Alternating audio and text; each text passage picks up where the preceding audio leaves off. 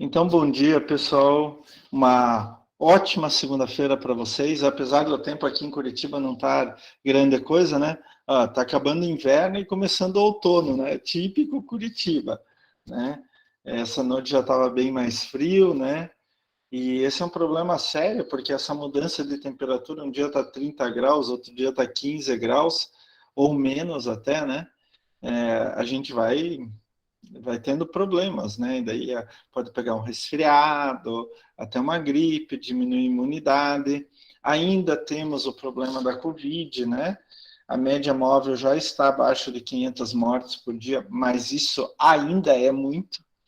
É que a gente se acostumou no nível alto, né? De 1.000 para cima, mas a gente ainda tem uma média móvel de mortes muito grande. Então a gente ainda tem que tomar cuidado.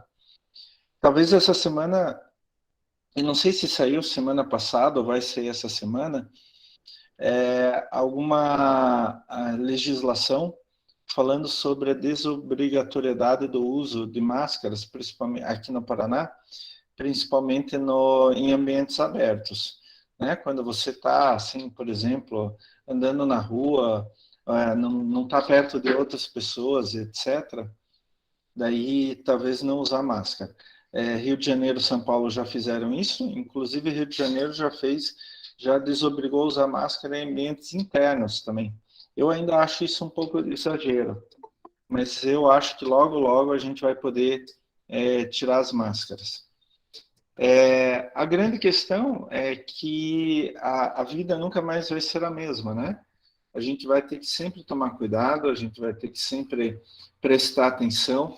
A sugestão mesmo que depois não seja mais obrigatório o uso de máscaras em nenhuma situação, a indicação é que quando uma pessoa estiver se sentindo com alguma coisa, algum problema nas vias aéreas, algum sintoma tipo de gripe, que ela volte a usar máscara, né? Que ela vá fazer o exame e volte a usar máscara.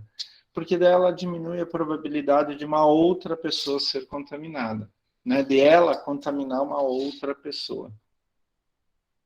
Mas com o tempo, com as vacinas, provavelmente a vacina para a Covid-19 vai ser anual, né? Como é a vacina de gripe, né? Então, a gente vai, não vai extinguir a doença, como a gente não conseguiu extinguir a gripe, mas a gente vai diminuindo cada vez mais o número de casos, né? E a gente pode voltar a ter uma vida praticamente normal. Já fazem mais de 2 anos, né? Está fazendo agora 2 anos que foi declarada a pandemia, e a gente já aprendeu bastante, né? Com essa pandemia, com esse novo vírus, e isso vai render dividendos também para futuros casos, porque outros vírus vão surgir, outros perigos de pandemia vão surgir, mas agora com o entendimento que a gente teve em relação à Covid-19, talvez não chegue a um número tão grande.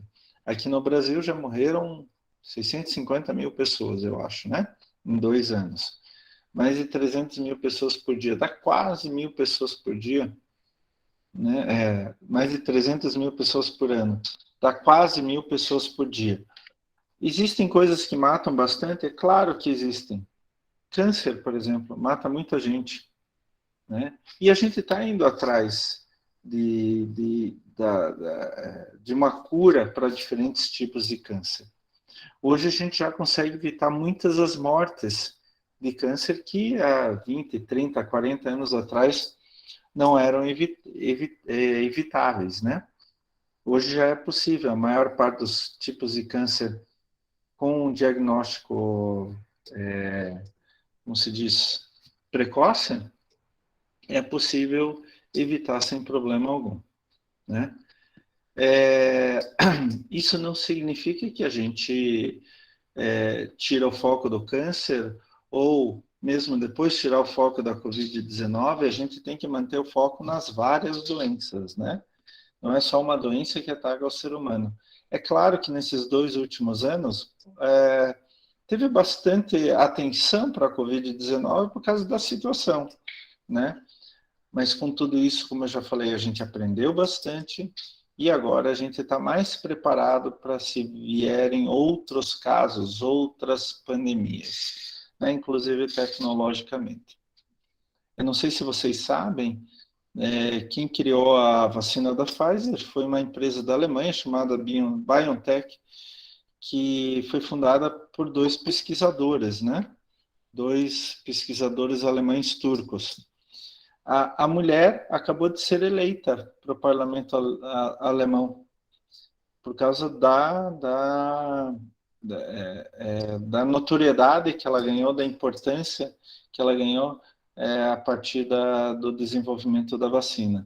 Né? Eles se tornaram bilionários, obviamente, isso não tem nem dúvida, mas agora a plataforma básica dela no parlamento alemão vai ser a questão de saúde, né?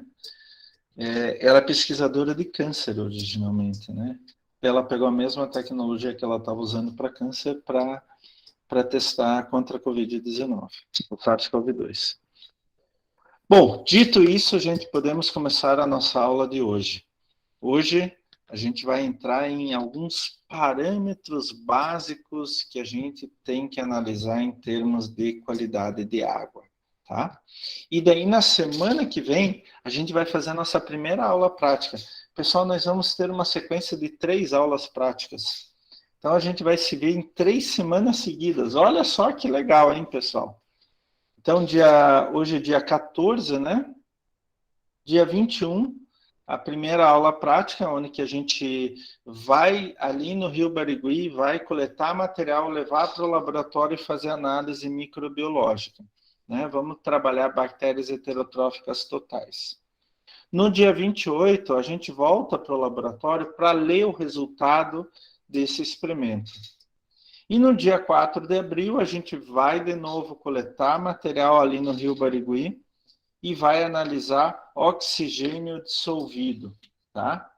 Então, a gente vai fazer uma sequência de 3 aulas práticas. É importante que todos vocês venham na aula prática. Eu quero que vocês façam equipe de 5 alunos.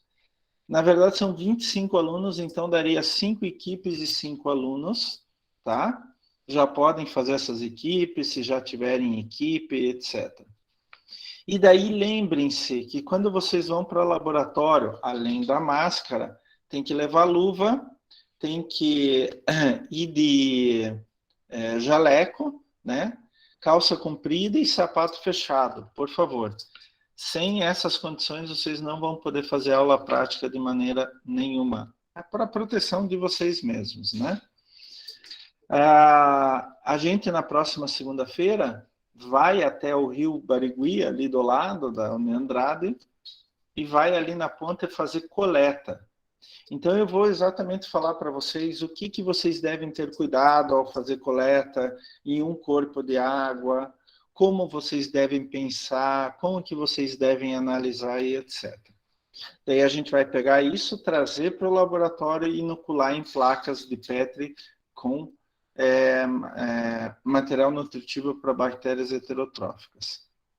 Atenção, vocês têm que fazer um relatório desta aula prática.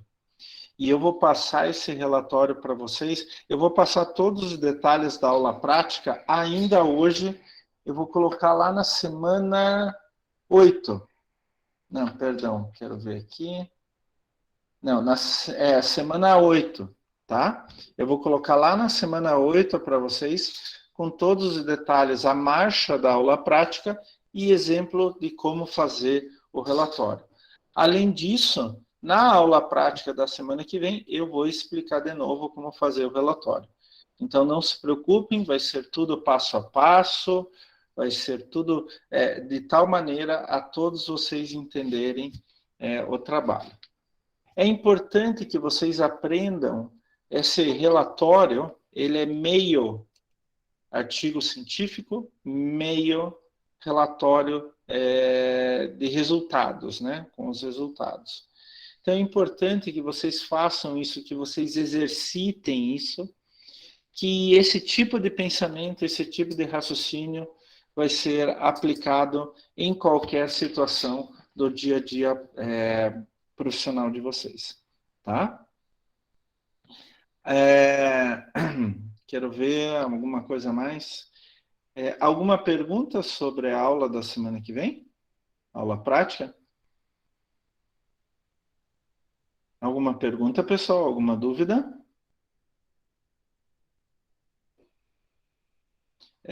Lembrem-se que a gente vai se encontrar às 8h15 da manhã lá no quinto andar. Eu ainda não sei qual vai ser o laboratório. Mas isso não se preocupem. A gente se encontra lá no quinto andar sem problema nenhum. E daí a gente vai coletar material. Alguma dúvida, pessoal? Dúvidas? Não? Ótimo. Então, pessoal, é assim, seguinte, ânimo, vamos lá, nós vamos começar nossas aulas práticas agora. Vai ser maravilhoso ver vocês pessoalmente, poder conversar com vocês, trocar ideias pessoalmente com vocês. Hoje, com a tecnologia, a gente consegue fazer uma aula remota, né? Quase que natural, mas melhor ainda a aula presencial, né? Onde que a gente pode ter um contato maior. Então, para a aula da semana que vem, a gente precisa conhecer alguns parâmetros. O que eu vou analisar? Por que eu vou analisar aquilo dentro da água? Porque certo parâmetro é importante para eu analisar. O que ele traz de resultado? Como que eu posso interpretar isso? Então, na aula de hoje, a gente vai ver exatamente isso. A gente vai ver alguns parâmetros para a gente medir a qualidade de água. Então, eu vou compartilhar aqui com vocês os slides. Agora vocês devem estar vendo os slides. Pessoal, estamos na semana 7. Olha lá, quase na metade da disciplina já. E agora a gente vai ver a terceira aula de qualidade de água. Bom, quando a gente vai analisar a água, a primeira coisa que a gente precisa fazer, pessoal, é selecionar os parâmetros, né, de análise. A gente não pode pegar aquilo que a gente quer fazer. A gente tem que pegar aquilo que a gente precisa fazer. Quais parâmetros a gente precisa analisar para a qualidade de água? É claro que vocês viram a legislação, né, na outra aula. Então, algumas vezes, a legislação diz o que a gente tem que fazer. Daí a gente não pode fugir disso. Mas muitas vezes a gente pode selecionar o que analisar em função da intenção em relação àquele corpo de água. E esses parâmetros a gente chama de, deixa eu pegar uma caneta vermelha aqui, a gente chama de indicadores, porque eles indicam alguma coisa. Eles vão indicar a presença de poluição doméstica, poluição industrial, poluição agrícola e assim por diante. Então, por exemplo, para a poluição orgânica, que vem principalmente das casas, né, dos domicílios das pessoas, através do esgoto. O que é o nosso esgoto, gente? Praticamente só matéria orgânica, né? Então, nesses casos, a gente pode, entre outros, analisar a demanda química do oxigênio, demanda bioquímica do oxigênio, oxigênio dissolvido, etc. No caso de poluição inorgânica, principalmente metais pesados que vêm da indústria e agrotóxicos que vêm da agricultura. É claro que, por exemplo, numa área urbana, dificilmente a gente vai ter contaminação por agrotóxico. Pode acontecer? Pode, mas não é significativa, né? Agora, a gente pode ter poluição pela indústria. E daí a gente tem que ver qual tipo de indústria para saber, por exemplo, quais metais pesados a gente vai ter que analisar. A gente pode ter contaminação bacteriana, né, por coliformes totais, fecais, Escherichia coli, por exemplo, eu já vou explicar em detalhes cada um deles. Essa contaminação bacteriana também normalmente vem das casas. A gente pode querer analisar a eutrofização, também já vou falar o que é. E eutrofização se dá principalmente por nitrogênio e fósforo, né? Estão falando tanto agora com a guerra da Ucrânia, né, com a invasão da Ucrânia, que o Brasil talvez tenha dificuldade em obter fertilizantes, principalmente à base de nitrogênio, fósforo e potássio, o famoso NPK, e os três, quando em contato com a água, eles vão causar eutrofização. Calma, gente, já vou falar o que é eutrofização. E também tem alguns indicadores que a gente chama de poluição geral, como o pH, temperatura, turbidez e outros. Mas o importante é o seguinte, gente, é claro que tem alguns indicadores que eles são específicos para algumas fontes poluidoras. Mas a gente pode pegar vários indicadores diferentes para várias fontes poluidoras diferentes. O primeiro caso é o que a lei pede. O segundo caso, por exemplo, é o que o órgão ambiental está exigindo. Professor, o órgão de proteção ambiental pode exigir algum tipo de análise para a gente? Pode. Ele pode dizer assim, faça a lista inteira.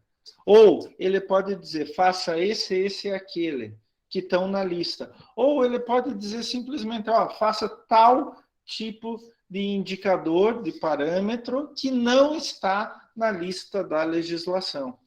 Pode? Claro que ele pode. Ele tem esse direito, inclusive, por lei, tá?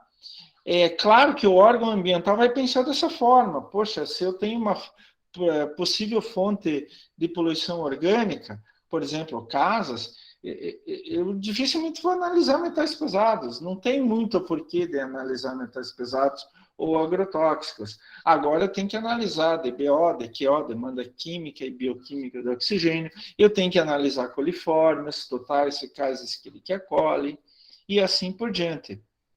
Então, essa seleção dos parâmetros vai se dar basicamente em função do tipo de poluição que eu tenho, tá?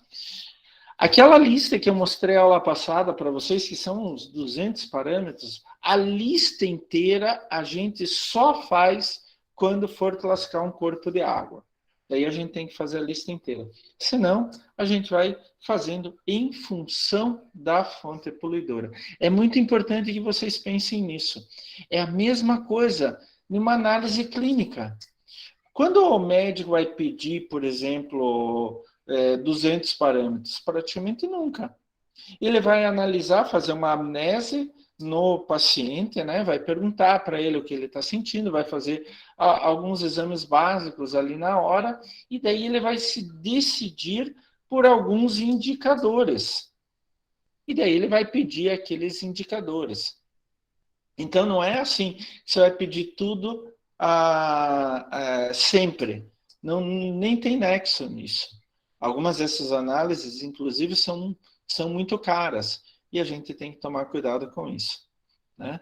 Então, o órgão ambiental pode exigir? Pode exigir algum tipo específico de análise em função do provável tipo de poluição que tem naquele corpo de água? Pode sim, tá? E daí a gente entra nos diferentes parâmetros. Pessoal, vocês se lembrem que vocês podem tirar dúvidas, não tem problema nenhum, tá? Pode me interromper a qualquer momento da nossa aula, tá?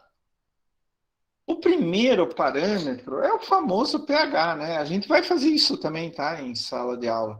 A gente vai fazer isso. É o famoso pH, ou potencial hidrogeniônico. Vocês ouvem falar o tempo todo do pH, né? O pH mais ou menos não. Ele é basicamente a relação entre íons hidrogênio e hidroxila, OH-, tá? E ele pode ser considerado de 3 formas diferentes: neutro, ácido ou básico.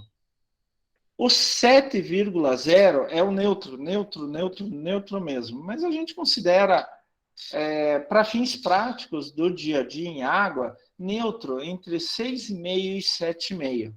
No caso de solos, por exemplo, para a gente 6 é praticamente neutro, tá? Mas na água a gente considera entre 6,5 e 7,5. É claro que o pH ideal para os diferentes organismos na água é sempre 7,0. Esse é o pH ideal da água que a gente bebe, etc. Tá? Aqui até eu coloquei aqui o pH no nosso cotidiano, né? pH menor do que 7 é considerado ácido e pH maior do que 7 é considerado básico. A gente tem uma tendência em achar só que só o ácido é ruim, mas o básico também pode ser ruim. E a gente tem que tomar cuidado com isso. Por exemplo, pH 7. Opa, tem alguém querendo entrar. Deixa eu só ver aqui quem está querendo entrar. Ó, o Bruno entrou. Então, voltando para a nossa aula. Daqui a pouco vai abrir os slides de novo para vocês.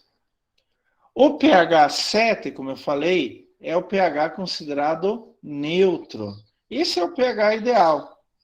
Mas a gente pode ter pH até 0. Então, por exemplo, só para vocês terem ideia, a gente acha que o leite é básico, né? Na verdade, o leite é um pouquinho ácido, tem pH 6. A cerveja, por exemplo, que a gente tanto gosta, tem pH 5. Olha, o café já é ácida. O café, olha só, o café tem pH 4 e o refrigerante tem pH 3. É por isso que quando a gente toma muito café e muito refrigerante, ele vai atacando os dentes. A gente tem que tomar cuidado com isso. Claro que tem uma série de reações que ocorrem com as substâncias do dente, né, as diferentes substâncias do dente, mas o fato de tanto o café quanto o refrigerante serem ácidos, eles vão atacando. Quanto mais café, mais refrigerante a gente toma, mais ataca os dentes. O vinagre tem pH 2. É claro que a matéria-prima do vinagre pode ajudar a piorar ou melhorar essa situação. Por exemplo, o vinagre de álcool, tem vinagre de vinho e assim por diante, né? Mas, no geral, o vinagre é extremamente ácido, tá? O nosso suco gástrico tem pH 1. Dentro do nosso estômago tem pH 1. Por isso que a gente consegue. Esse é um dos motivos que a gente consegue digerir tanta coisa. E olha só, gente, ácido de bateria, pH praticamente zero. Não é pH 0,0, mas é praticamente zero. Tomar ácido de bateria é problema seríssimo, né? A gente pensa, agora vamos para o outro lado, né? Então, aqui de 7 para baixo é ácido, né? E de 7 para cima é básico. Então, a gente sempre pensa, maçã é ácida, né? Maçã é um pouquinho básica, tem pH 8. A batata doce tem pH 9. O brócolis tem pH 10. O leite de magnésia, que de vez em quando, né? Antigamente se dava para resolver um monte de problema, né? Principalmente estômago, pH 11. Agora a coisa começa a piorar. Olha, alvejante.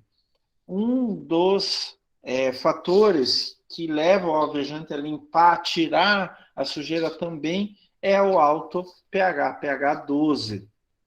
Água sanitária tem pH 13. E, finalmente, soda cáustica tem pH 14. Antigamente, se usava muito soda cáustica para limpeza de cozinha. Então, as pessoas colocavam normalmente em um vasilhame qualquer, naquele armário debaixo da pia. E o que acontecia? Graças a Deus não acontece mais isso hoje, mas crianças pegavam aquilo, achavam bonitinho, abriam e bebiam, né? Então, quando a soda cáustica entrava pelo aparelho respiratório, pelo aparelho digestório, ela ia corroendo tudo, absolutamente tudo. E as crianças perdiam uma boa parte das vias aéreas superiores e do aparelho digestivo. É complicado. Tanto que existia um programa de conscientização chamado Clube da Soda. Isso há 30, 40 anos atrás, pessoal. Graças a Deus, os casos diminuíram, que eu saiba, para zero, né? Então, o pH é muito, muito, muito importante. Nenhum corpo de água, para ele manter um ecossistema vivo com todas as relações dentro dele, o pH ideal é 7,0. Mas se variar entre 6,5 e 7,5, ótimo. O pH, ele pode, não necessariamente, ele pode ser um indicador de despejos industriais. Como assim pode, não necessariamente? Vai depender do despejo industrial. Se a empresa produz um esgoto com pH mais alto, isso vai aparecer no corpo de água. Se ela produz um esgoto com pH mais baixo, ácido, vai aparecer no corpo de água. Então, é importante a gente conhecer o pH da água em relação às necessidades dos organismos que vivem naquele corpo de água, mas também com uma pista para saber quem poluiu aquele corpo de água. Tá? É claro que se o despejo tiver um pH em torno de 7, o pH não vai servir para muita coisa. Né? Mas é importante para a gente saber com um parâmetro básico da condição daquele corpo de água para a vida. Então, o pH ideal é o mais próximo da neutralidade. É claro que só o pH não significa muita coisa, tá? Inclusive, tem, por exemplo, a matéria orgânica pode servir de tampão para o pH. A matéria orgânica pode mascarar, entre aspas, o pH mais baixo ou mais alto de um esgoto qualquer. Tá? Pode ser tanto doméstico quanto industrial. Tá? A gente vai medir o pH, quando a gente coletar, a gente já leva para o laboratório e mede o pH. Outra coisa que a gente vai medir ali no campo mesmo é a temperatura. Agora a temperatura do ar caiu bastante, né? Mas a gente considera a temperatura extremamente importante e tem alguns casos que ela é ainda mais importante do que outros casos. A temperatura, gente, nada mais é do que uma medida de intensidade de calor. E é simples assim, quanto maior a temperatura, menor a possibilidade de reter gases, como, por exemplo, oxigênio. Então, quando eu tenho temperaturas muito altas, os gases dentro de um corpo de água tendem a sair, tá? Só para vocês terem ideia, a 0 grau depende do corpo de água, tá? Eu só estou fazendo uma comparação, uma analogia. Se eu tenho 14 miligramas por litro de água de oxigênio dissolvido, isso é oxigênio dissolvido, é o oxigênio que, por exemplo, os peixes respiram, as bactérias da água respiram, etc. A 30 graus, eu só vou ter em torno da metade disso. Então, quanto maior a temperatura, vamos dizer assim, os elétrons dos gases ficam mais rápidos. Quanto maior a temperatura, mais eles se agitam. E daí eles tendem a subir e sair fora do corpo de água. Tá? E quanto maior a temperatura, mais oxigênio vai perder. Então, de 0 a 30 graus, a gente pode perder até metade do oxigênio. É claro que quanto maior a altitude, por exemplo, menos oxigênio eu tenho. Vocês sabem disso. Para a gente respirar. Curitiba está a 900 metros de altitude. Já tem menos oxigênio do que Matinhas, Praia de Leste, Paranaguá, que estão ao nível do mar. Né? Então, quanto maior a altitude, menos oxigênio. Isso se reflete nos corpos de água. Eu vou dar um exemplo clássico para vocês, clássico, que é do Lago Titicaca, na Bolívia. O Lago Titicaca é o lago onde que está localizado mais alto no mundo. Ele está mais ou menos 4.000 metros de altitude. 4.000 metros de altitude. Mais ou menos 4 vezes mais do que Curitiba. Imagine o Parque Barigui, mais ou menos 900 metros, e o Lago Titicaca, 4.000.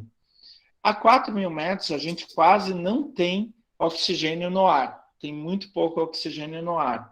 é difícil correr, é difícil fazer exercício, a não ser que você esteja acostumado. E na água acontece o mesmo fenômeno. Como eu tenho pouco oxigênio no ar, tem pouco oxigênio na água também. Tem um sapo lá no Lago Titicaca, é muito interessante isso, mas é muito interessante mesmo. Os sapos, eles respiram pela pele. Então a pele precisa estar úmida e daí eles vão conseguir respirar. Como no Lago Titicaca tem pouquíssimo oxigênio, a alternativa deles para respirar pela pele é aumentar a superfície da pele. Então, é um sapo todo enrugado. Ele tem muita pele sobrando. Então, você pega o sapo assim, já vi imagens disso, você pega e abre ele assim. Abre ele. Só com a pele sobrando. Por quê? Ele aumenta a superfície dele de pele para tentar capturar um pouquinho de oxigênio. Se ele tivesse a superfície de pele normal, ele ia capturar bem pouco oxigênio. Mas para tentar capturar um pouquinho mais, ele aumenta a superfície de pele. Então ele é um sapo todo enrugado, assim. É estranho até de ver assim. Ele tem várias rugas muito grandes de pele, né? Rugas de pele, eu estou falando. Muito grandes que aumentam muito a superfície do corpo, tá?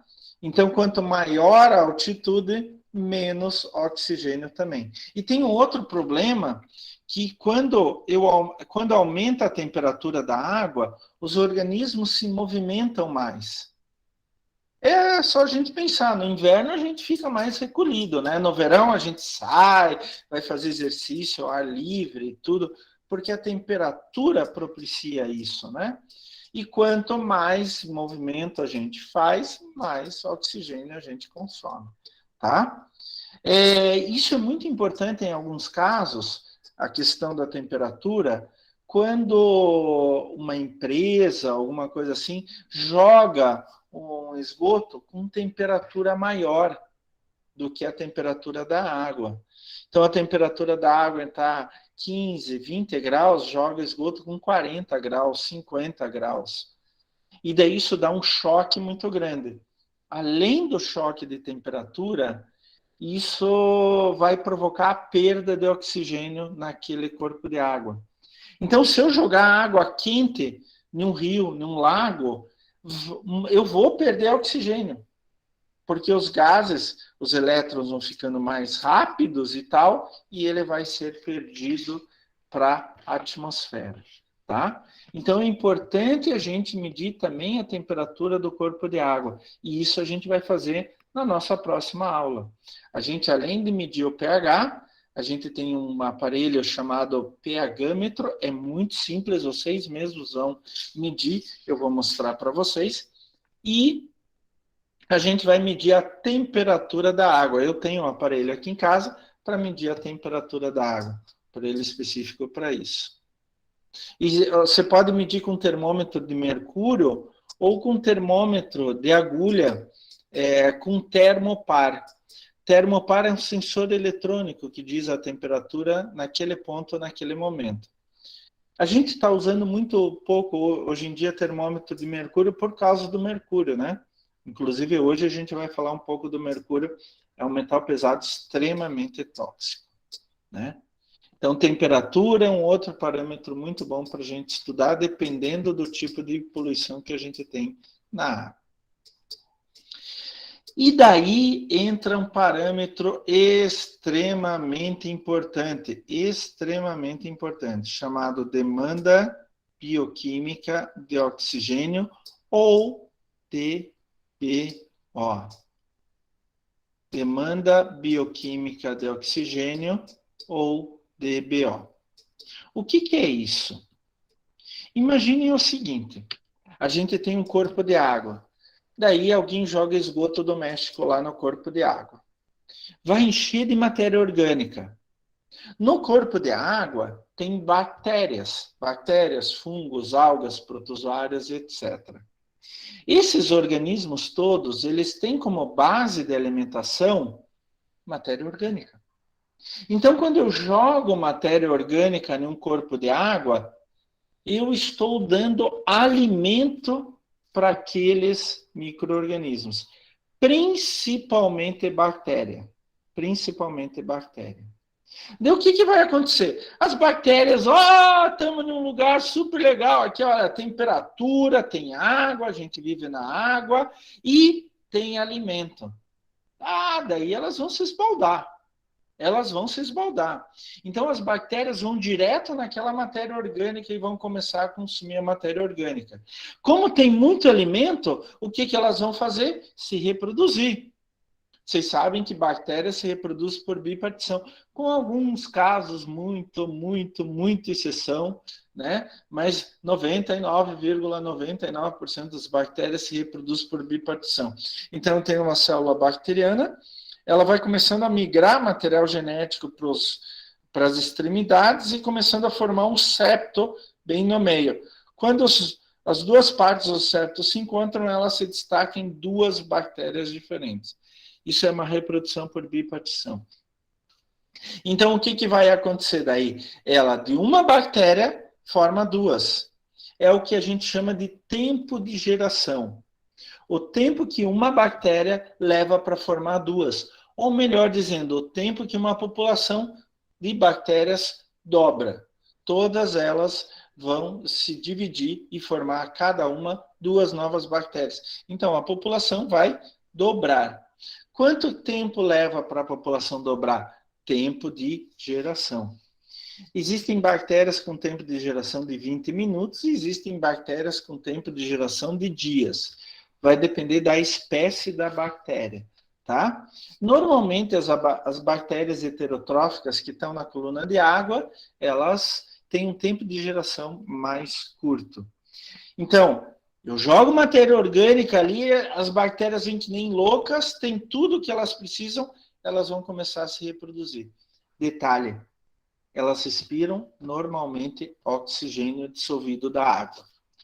Existem bactérias anaeróbicas? Sim, existem bactérias anaeróbicas. Daí elas vão respirar outras coisas e vão produzir, por exemplo, metano, né? Então, em corpos de água com pouco oxigênio e bastante matéria orgânica, você vai ver, por exemplo, saindo do corpo de água umas bolhas. Aquilo normalmente é metano ou ácido sulfídrico, que é formado a partir da decomposição da matéria orgânica por bactérias anaeróbias, que não respiram oxigênio, vão respirar outras coisas, né? Mas a maior parte das bactérias respira oxigênio. Então, daí elas vão começar a tirar oxigênio da água, E a gente pode medir o quanto de oxigênio elas estão tirando da água, através da demanda bioquímica de oxigênio. Isso daí nada mais é do que um processo de simplificação da matéria orgânica, né, por micro-organismos. Eles podem formar amônia, CO2, água, sais minerais, etc. Tá? Então, a demanda bioquímica do oxigênio a gente chama como a quantidade de oxigênio necessária para a oxidação da matéria orgânica, principalmente por bactérias. Tá? E quanto maior a demanda bioquímica de oxigênio, pior é. Pior é. Por quê? Daí eu tenho muitas bactérias se alimentando da matéria orgânica e tirando o oxigênio do ar. Por isso, se lembram lá que a gente classificou os rios, classe 1 a água é muito boa, classe 2 é água boa e classe 3 é água ruim. Quanto maior a DBO, pior é qualidade de água. Olha só, na classe 1, que é a água muito boa, DBO é 3 miligramas de oxigênio por litro. Na classe 2, que a água é boa, é 5 miligramas por litro máximo permitido. E na classe 3, que a água é muito ruim, 10 miligramas por litro, miligramas de oxigênio por litro de água, tá? Então, quanto maior a DBO, pior é a qualidade de água. Ó, quanto maior a DBO, água muito boa, água ruim. E a classe 4, vocês se lembram que é sempre pior do que a classe 3. A classe especial é sempre melhor que a classe 1.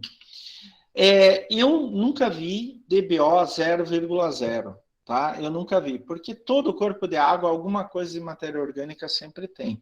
Ou são as fezes dos peixes, etc. Mas daí é muito próximo de zero.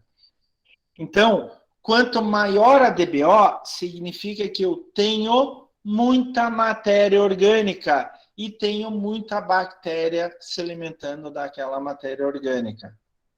Demanda bioquímica de oxigênio. Eu tenho muita matéria orgânica e muita bactéria se alimentando daquela matéria orgânica. Quanto maior a DBO, mais matéria orgânica e mais bactérias se alimentando daquela matéria orgânica. E quanto mais bactéria eu tenho, menos oxigênio eu tenho no corpo de água. Ela vai tirando oxigênio e tirando oxigênio. Pode chegar em um ponto que não tem mais oxigênio nem para as bactérias aeróbias? Pode. E daí começam a entrar em ação as bactérias anaeróbias. E daí elas, como elas não respiram oxigênio, elas não vão retirar oxigênio da água, tá? O teste padrão, hoje a gente tem máquinas para fazer isso, né, equipamentos, a 20 graus por 5 dias. Depois a gente vai medindo o oxigênio que vai consumindo. A gente pega a amostra de água, coloca ali e vai medindo o oxigênio que vai sendo produzido. Normalmente, o DBO é indicador de despejo orgânico. Porque quanto maior o DBO, mais matéria orgânica eu tenho, e mais bactéria vai retirando oxigênio da água. Gente, esse é um parâmetro extremamente importante. Extremamente importante, tá? A gente tem que tomar cuidado com isso. Alguma pergunta sobre DBO?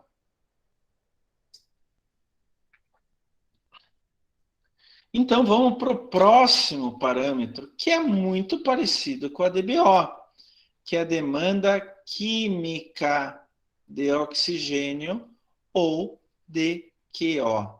Demanda química de oxigênio ou DQO. Então a demanda química, ela tem a mesma base da DBO. A DBO, eu jogo matéria orgânica, as bactérias vão que nem loucas na matéria orgânica e vão consumindo cada vez mais oxigênio. Então a gente mede quanto oxigênio as bactérias utilizam para se alimentar daquela matéria orgânica. Quanto mais DBO, mais oxigênio elas consomem, pior é, porque sobra menos oxigênio para os outros organismos. A ideia da DQO é a mesma, só que em vez de bactérias consumindo matéria orgânica, a gente vê o quanto que a oxidação da matéria orgânica por um poluente químico consome oxigênio. É a mesma coisa. Quando eu tenho um poluente químico, ele vai reagir com a matéria orgânica. Quando ele faz essa reação, ele oxida a matéria orgânica, ele vai retirando o oxigênio da água, mas não de forma bioquímica ou biológica, ele vai retirando o oxigênio da água de forma química. Então, também é um indicador de matéria orgânica, porque um agente químico poluente vai consumir matéria orgânica, tá? Normalmente, a DQO é indicador de despejo de origem industrial, porque tem um agente químico, né, um poluente químico. Dificilmente a gente vai ter um poluente químico em esgoto doméstico. No vaso sanitário ou alguma coisa nesse sentido, tá? E outra coisa interessante é empírico, isso não necessariamente tem uma explicação científica, mas é empírico que o DQO, demanda química de oxigênio, normalmente é maior do que o DBO. Então, demanda bioquímica, DBO. Eu tenho matéria orgânica e as bactérias naturais da coluna de água vão consumir aquela matéria orgânica, retirando o oxigênio da água.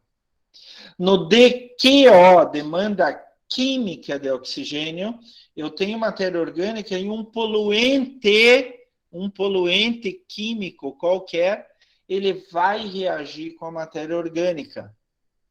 E daí, nesse processo, nessa reação que a gente chama de oxidação, ele vai retirando o oxigênio da água também. Professor, eu posso ter os dois ao mesmo tempo, DBO e DQO? Posso sim, sem problema. Então, algumas vezes eu tenho que medir tanto DBO quanto DQO. Normalmente eu meço DBO em áreas onde que predomina despejo doméstico de esgoto, por exemplo, aquele trecho do Rio Barigui ali do lado da Andrade, e DQO eu meço quando eu tenho predominância de esgoto industrial, despejo de origem industrial. Como é o caso do próprio Rio Barigui, mas quando ele passa lá na cidade industrial de Curitiba. O Rio Barigui sai ali da Andrade e vai até Araucária, cidade industrial, e depois Araucária, onde vai se juntar com o Rio Iguaçu. Tá? Alguma pergunta sobre DBO e DQO? Pessoal, dúvidas? São dois parâmetros extremamente importantes, porque eles retiram o oxigênio da água e daí tira a possibilidade de ter vida naquela água. Peixinho, então, já era. Outro parâmetro, que a gente tem equipamento para isso, mas a gente vai fazer... existem equipamentos para isso, mas a gente vai fazer lá no laboratório de forma química, é o oxigênio dissolvido. É claro que é vital para os organismos aeróbicos que respiram oxigênio. A maior parte dos organismos no mundo, tanto em terra, quanto na água, quanto no ar, são aeróbios. Eles respiram oxigênio. E como eu estava falando para vocês, o oxigênio varia com temperatura e altitude, né? Então, a gente só fazendo uma recapitulação. Inclusive, falei do sapo lá do Lago Titicaca, né? Quanto maior a temperatura do corpo de água, menor a oxigênio dissolvido. Quanto maior a altitude, também menor o oxigênio dissolvido. Tá?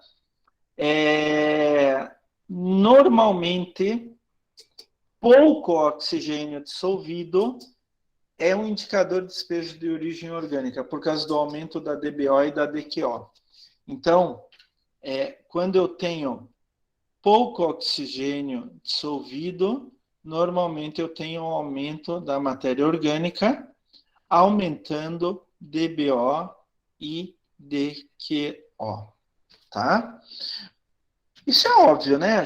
Eu já tenho falado isso, vocês veem como um parâmetro ligado ao outro, né? Eu tenho falado isso até agora nos slides anteriores, né?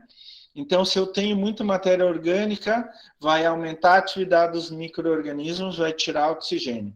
Se eu tenho muita matéria orgânica e poluentes químicos, ele vai reagir com a matéria orgânica tirando oxigênio. Daí diminui o oxigênio dissolvido, tá?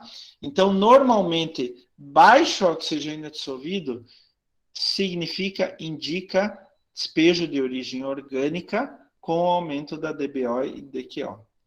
E quando eu não tenho oxigênio dissolvido, daí eu tenho a presença de principalmente micro-organismos anaeróbios ou anaeróbicos, tá? Que vão produzir como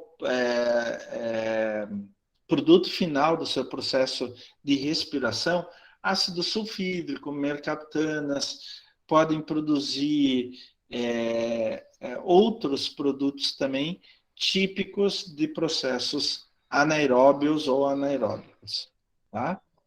Então, o oxigênio dissolvido é outro parâmetro muito, muito, muito importante. É claro que o nível de oxigênio dissolvido tem que ser o mais alto possível. Isso vai depender do corpo de água, da altitude, da temperatura e etc. Né?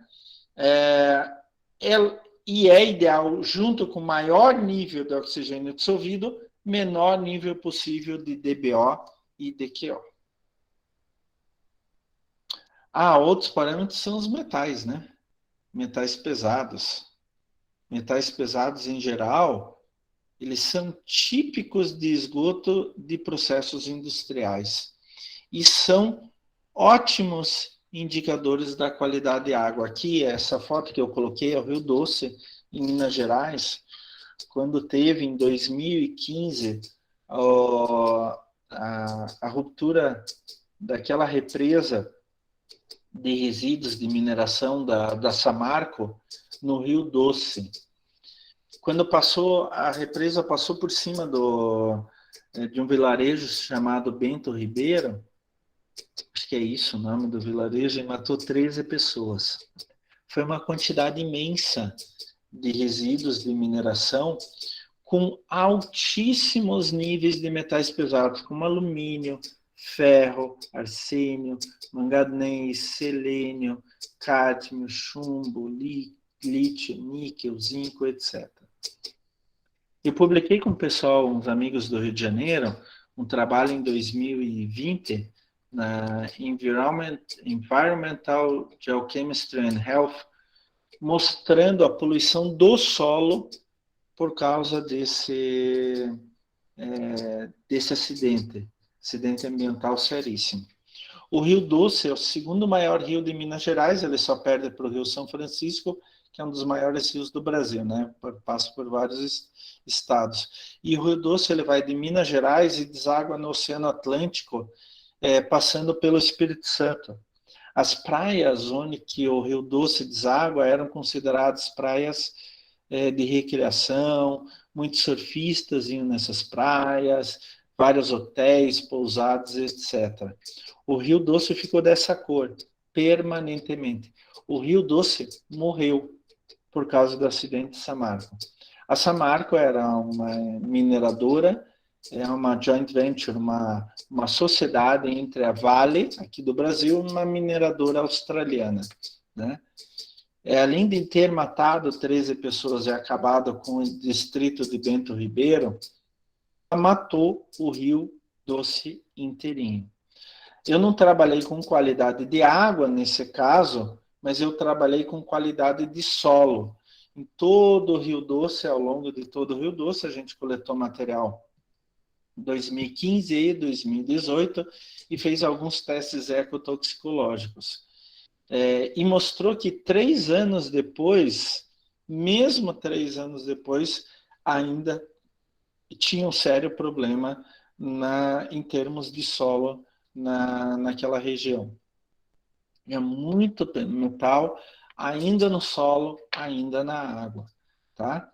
Depois, em 2018, ocorreu Brumadinho, né, que daí era de uma represa da Vale, propriamente dito, e Brumadinho também teve sérios problemas com alguns rios ali na região, não foi só com um rio, mas vários rios, além de ter matado mais de 200 pessoas, né?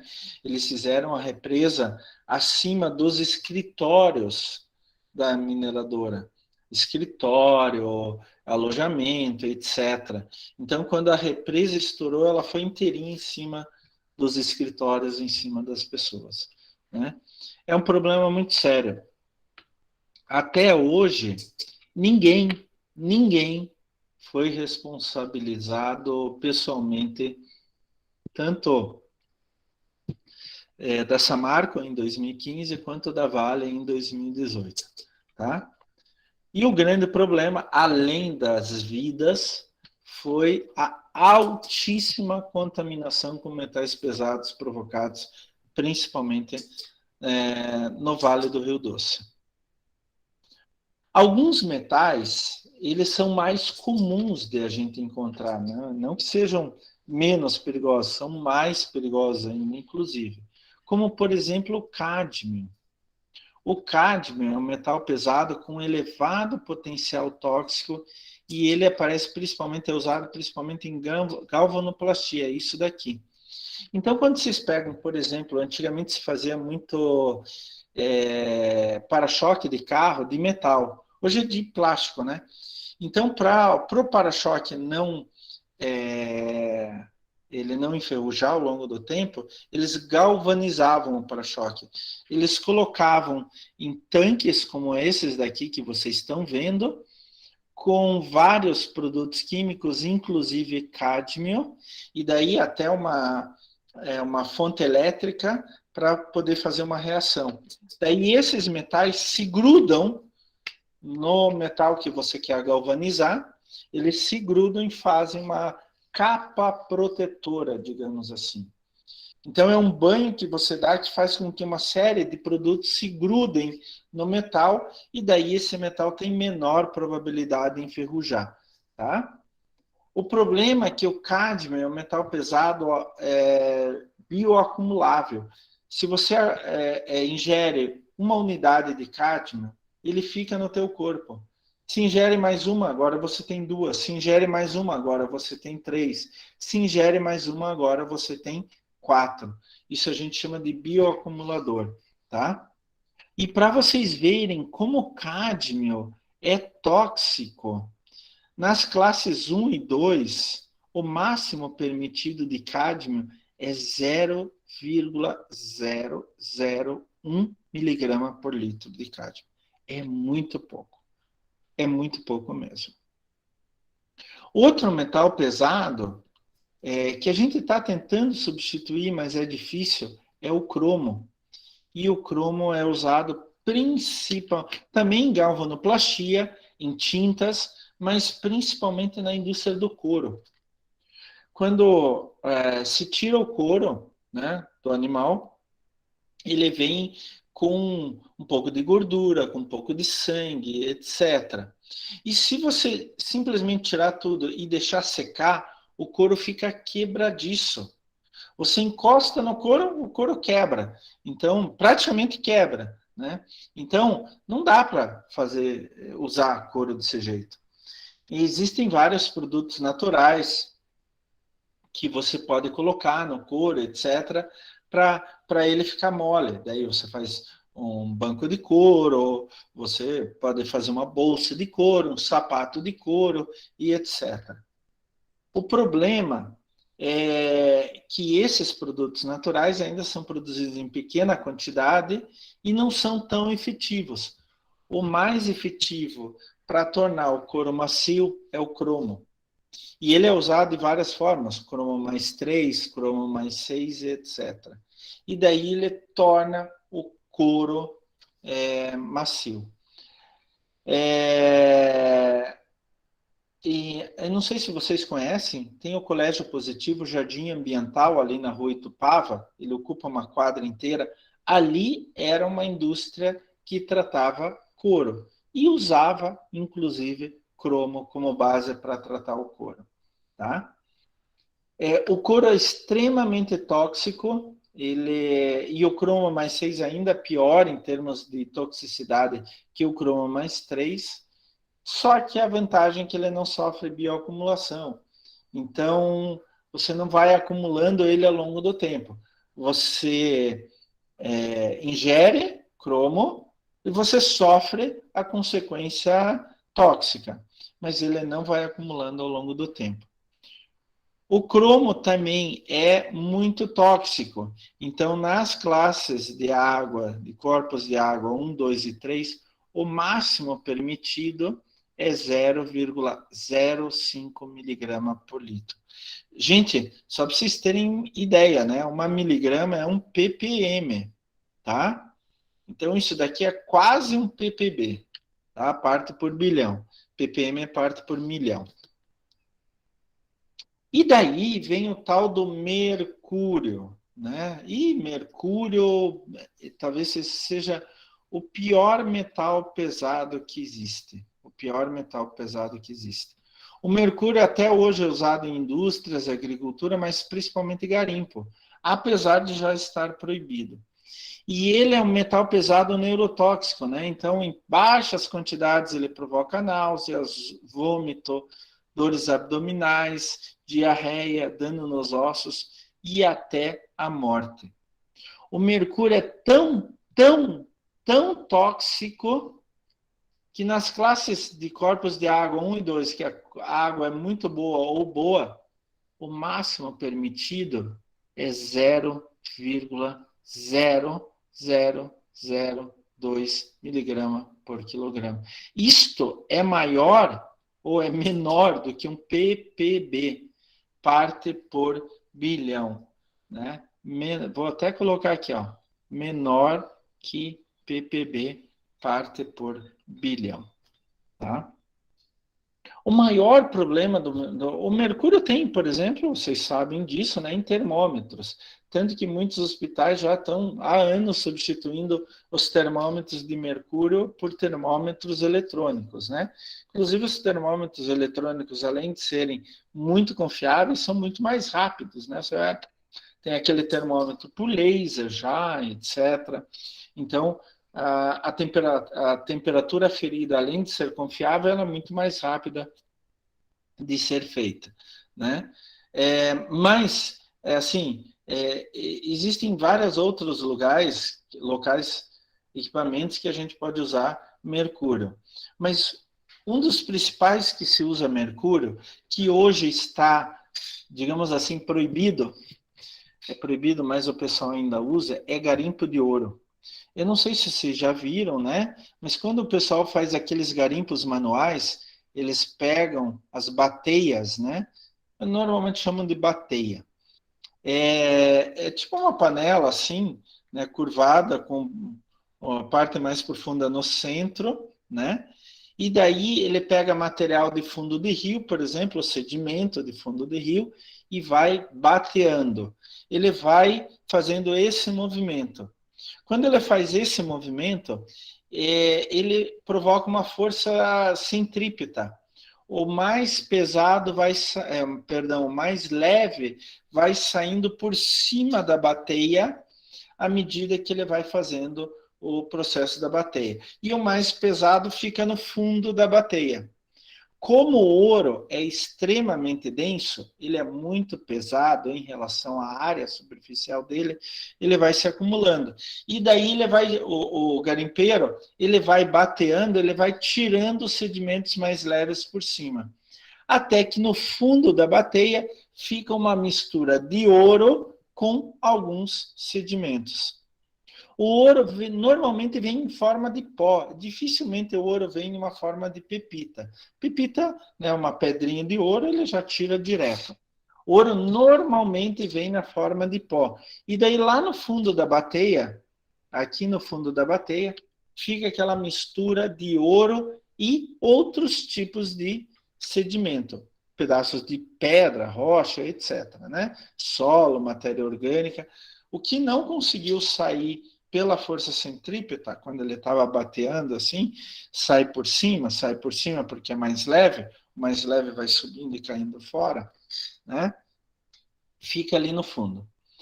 Então, ainda tem uma mistura de ouro com sedimento. Daí o que ele faz? Ele pega mercúrio e mistura. O mercúrio é bem interessante, que a temperatura ambiente, o mercúrio é líquido, né?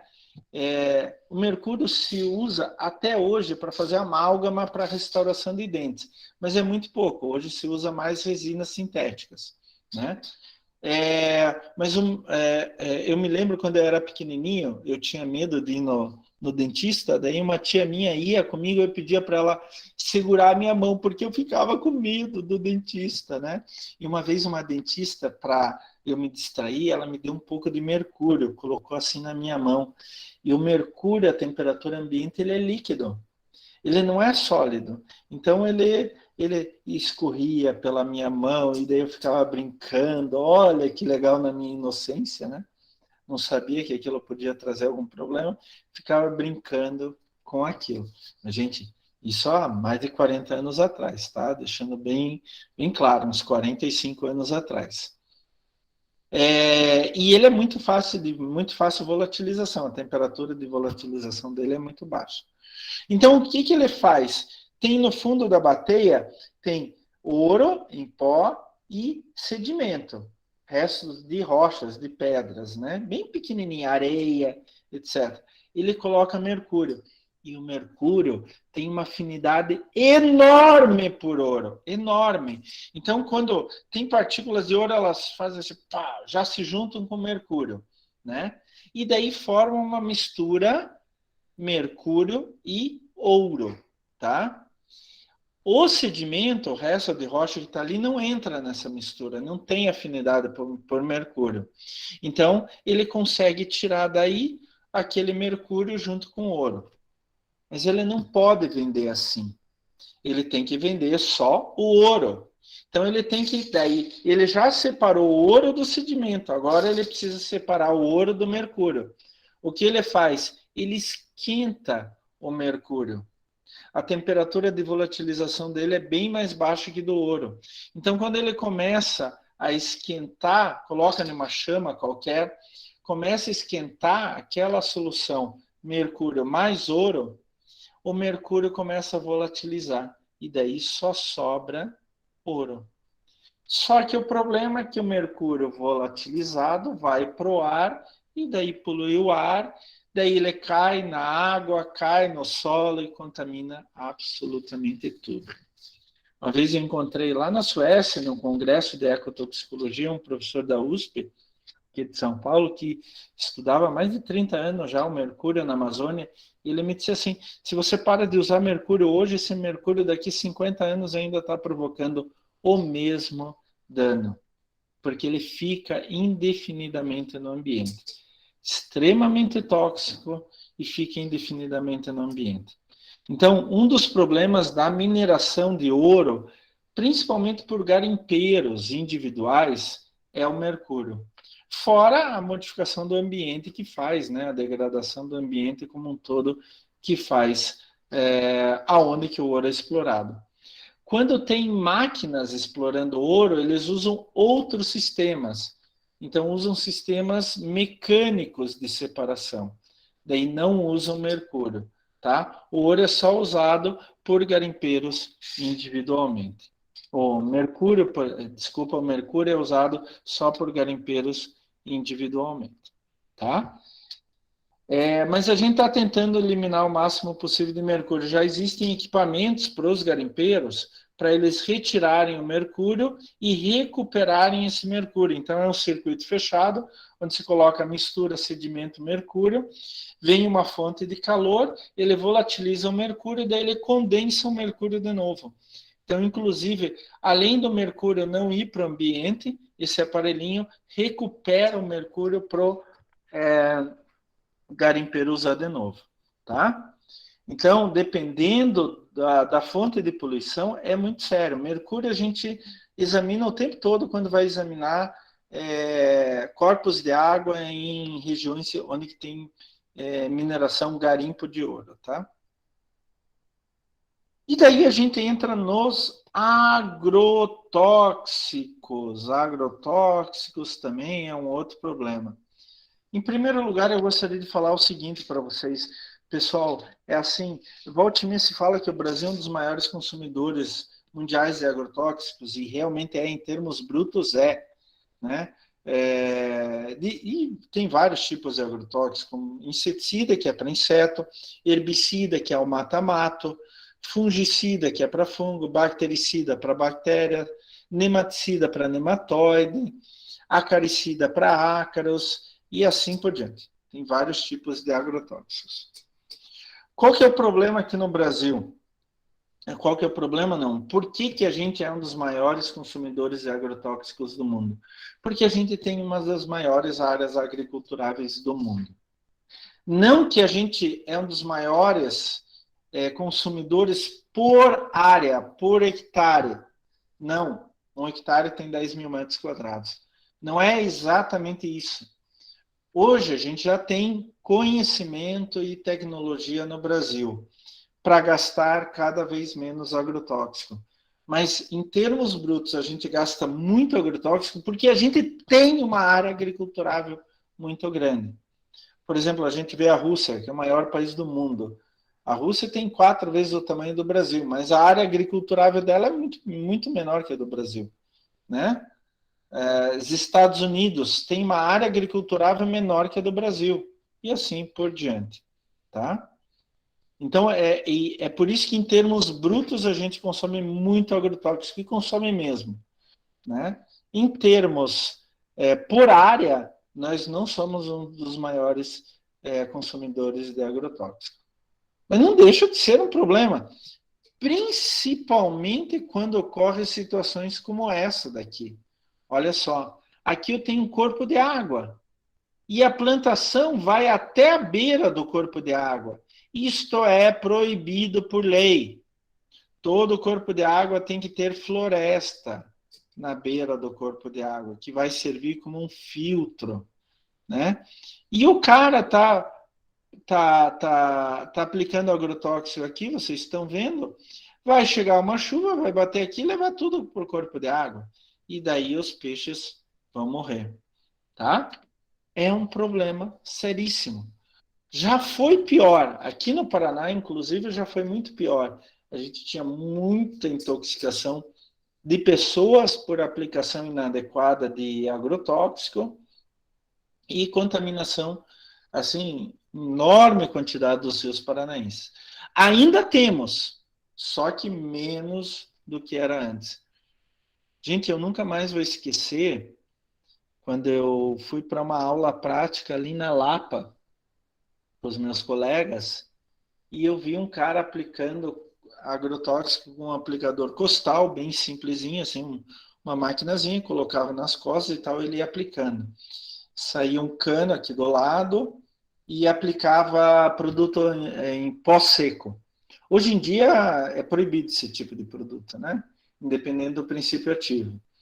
E o cara estava aplicando só de chinelo de dedo, bermuda e camisa de manga curta, porque estava muito quente. Não tinha nem um aparelho, nem um equipamento de proteção individual, um EPI. Nada, nada, nada, absolutamente nada. E pior, ele estava aplicando contra o vento. Ele aplicava, tudo ia nele. O cara estava se auto-intoxicando, tá? Então, o grande problema dos agrotóxicos é o mau uso na agricultura, casos como esse daqui que eu mostrei. Uma vez eu orientei um trabalho de mestrado ali na região de Guaratuba, e o aluno fez levantamento por satélite, depois ele foi confirmar os dados no campo. Ele chegou e disse assim, professor, eu vi os caras aplicando agrotóxico por avião em plantação de banana, à beira de um rio. Agrotóxico por avião já é muito complicado aplicar por causa da deriva.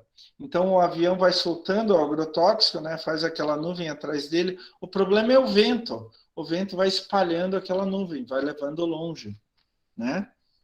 E em plantação de banana, pior ainda, né? Porque pouco agrotóxico vai atingir o que realmente precisa atingir. O ideal é aplicar por baixo, manualmente, né? Existem agrotóxicos cujos princípios ativos são orgânicos e tem aqueles inorgânicos. E um dos grandes problemas é quanto maior a meia-vida do agrotóxico, pior é. Meia-vida é todo produto químico, quando aplicado, ou quando jogado no meio ambiente, na natureza, ele vai, por questões químicas, físicas, físico-químicas e biológicas, ele vai se decompondo naturalmente. E meia-vida a gente chama quanto tempo aquela substância leva para atingir metade da concentração anterior. Então, se tinha 10 unidades, quanto tempo leva para a degradação natural do ambiente transformar aquelas 10 em 5 unidades? Isso é chamado meia-vida. O glifosato, que é um herbicida, um mata-mato, que é o agrotóxico mais utilizado no mundo em todos os tempos, ele ainda é utilizado bastante, ele tem uma meia-vida entre 10 e 15 dias, dependendo da concentração, dependendo das condições climáticas, etc. Só que o glifosato tem um subproduto, um poluente secundário, que é formado depois que o glifosato jogar no ambiente, ele vai se decompondo. E ele vai se decompondo em várias outras substâncias. Tem um que se chama AMPA. E é bem interessante porque eu já estudei AMPA e já publiquei na Scientific Reports, lá do grupo Nature, um trabalho sobre o AMPA. O AMPA, ele tem uma meia-vida de mais de 100 dias. E daí a gente ficou preocupado. Bom, o glifosato, ele tem uma meia-vida curta, de 10 a 15 dias. Então, o impacto dele, por mais tóxico que ele seja, não é tão grande, porque ele se degrada rapidamente. A gente partiu do princípio que quanto maior a meia-vida, pior. Daí a gente pegou alguns trabalhos mostrando que o glifosato se degrada em vários produtos. Um é o AMPA, é um ácido. E daí, este AMPA tem uma meia-vida de até 130 dias. Daí a gente pensou assim, mas com uma meia-vida tão grande, qual o efeito que ele traz sobre o meio ambiente? Se ele tem uma meia-vida grande, o efeito dele é multiplicado ao longo do tempo, né? E daí a gente foi testar AMPA com minhocas. Foi bem interessante que o AMPA não mata minhocas adultos, mata muito pouco. Quer dizer, não é significativo. Mas ele dificulta a reprodução. Então, as minhocas são hermafroditas, né? Então, para se reproduzir, duas minhocas se juntam, as duas vão colocar ovinhos. Daí, esses ovinhos, com AMPA, poucos nascem, bem poucos nascem. Então, a reprodução é diminuída bastante. Eu me lembro que a gente pegou ainda aqueles poucos que nasciam e manteve em laboratório. E desses poucos que nasciam, quase nenhum se reproduzia. Quase nenhum chegava à idade adulta e quase nenhum desses que chegava à idade adulta se reproduzia. Então, o AMPA, apesar de não matar as minhocas adultas, ele dificulta a reprodução. Então, aquela comunidade de minhocas do solo vai desaparecendo ao longo do tempo.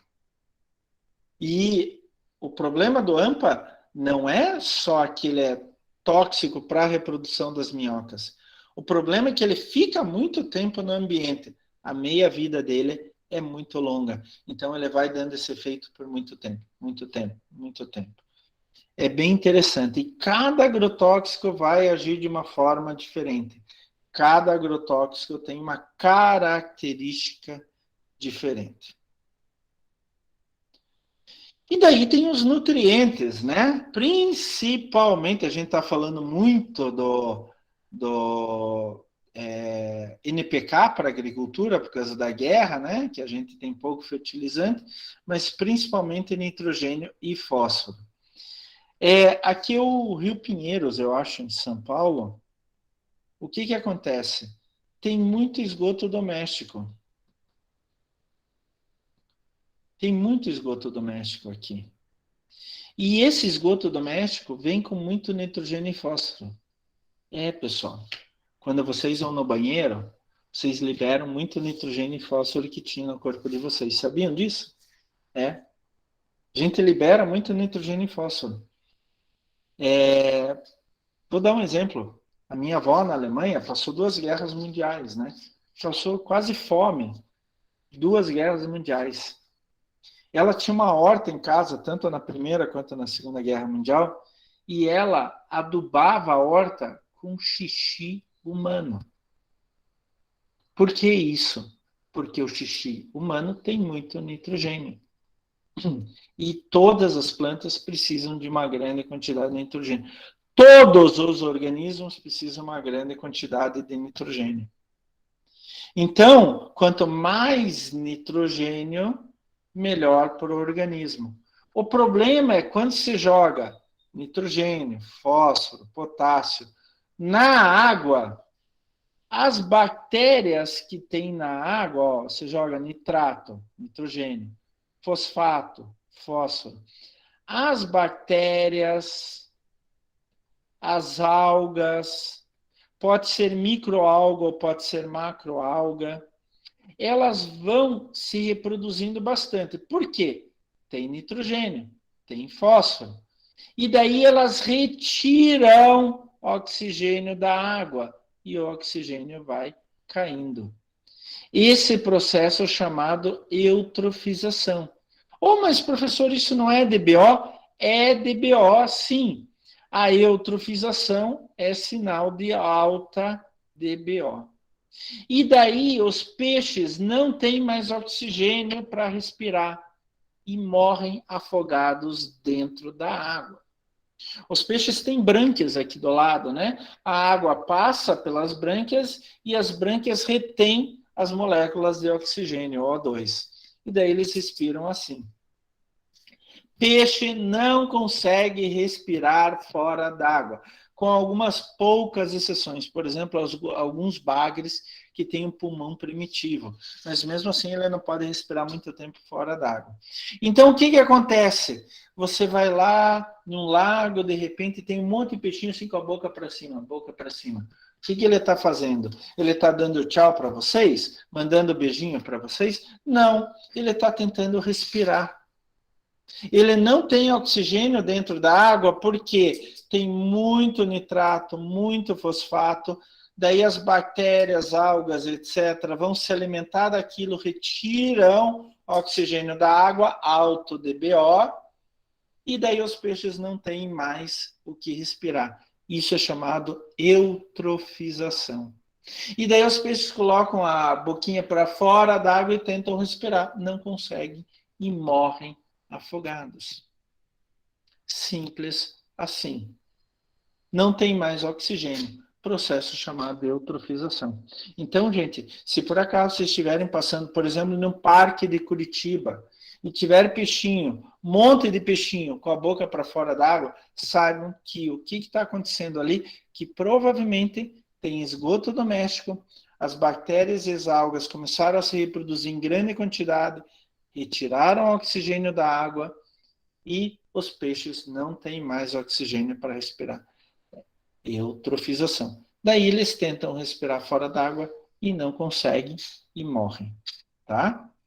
Então, quando a gente joga esgoto doméstico num corpo de água, começa o processo de eutrofização.